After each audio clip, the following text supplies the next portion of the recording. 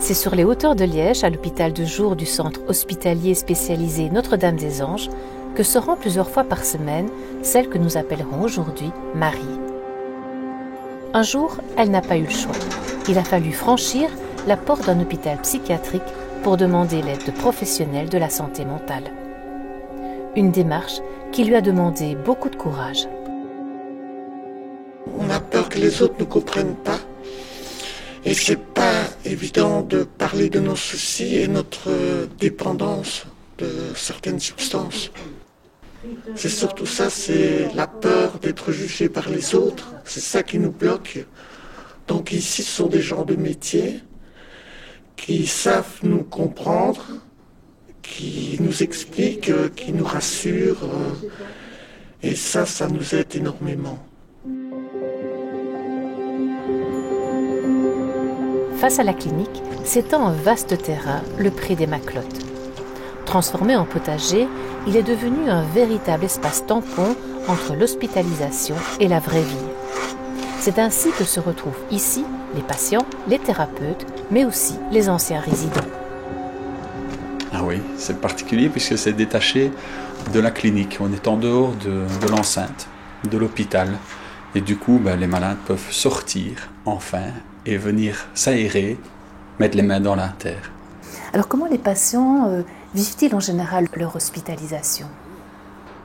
C'est très compliqué au début pour certains, naturellement, parce qu'ils ne connaissent pas le monde de la psychiatrie. C'est une maladie parfois nouvelle et parfois très dure à vivre. Du coup, oui, on se doit d'aller vers eux et essayer de pouvoir les amener à un autre horizon, le plus vite vers l'extérieur, dans le monde actuel, dans la société. On va couper celle-là. Alors justement, est-ce que le regard de la société les gêne ? Oui, parfois. Ouais. C'est très dur à porter. On se demande si on va encore être accepté par cette société, par sa famille aussi. Et puis par les autres ici qui travaillent, quel est le regard de chacun l'un envers l'autre? Est-ce qu'on est bienveillant là où on va aller en thérapie? Parfois, c'est pas facile de s'intégrer. Ce n'est certainement pas évident d'en parler dans l'entourage même, mais vis-à-vis, donc après les années, ils comprennent la situation que je vis et eux-mêmes ils jugent même aussi quand ça ne va pas bien avec moi. Et c'est d'un point de vue, c'est bien aussi pour ma personne.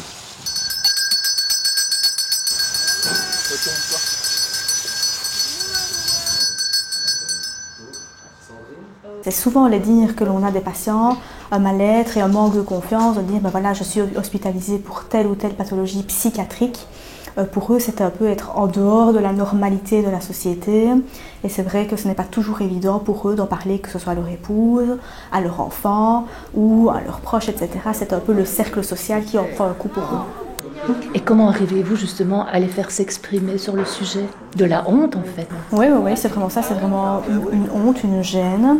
Donc il faut savoir qu'on travaille avec le réseau extérieur, donc les institutions, mais aussi la famille, les proches, etc. Et on essaye d'introduire la famille du patient le plus rapidement possible dans son processus de soins. Donc on fait des réunions de concertation avec la famille, l'époux, les enfants, pour parler justement de l'actualité et également du projet futur du patient, pour pouvoir être sur la même longueur d'onde pour nous en tant que professionnels de soins, pour le patient qui doit être acteur de sa santé, mais aussi pour tout ce rayon social qui doit après le supporter et l'encourager à l'extérieur. Oser en parler, c'est déjà beaucoup de choses puisque on entame la conversation, c'est un peu un appel à l'aide et les proches doivent pouvoir recevoir cet appel à l'aide-là et pouvoir entourer le patient. Pour ces patients, il faudra retrouver une image de soi qui leur plaise et qui leur permette alors d'affronter le monde extérieur en toute confiance. Amène-moi les bols. Amène-moi les bols.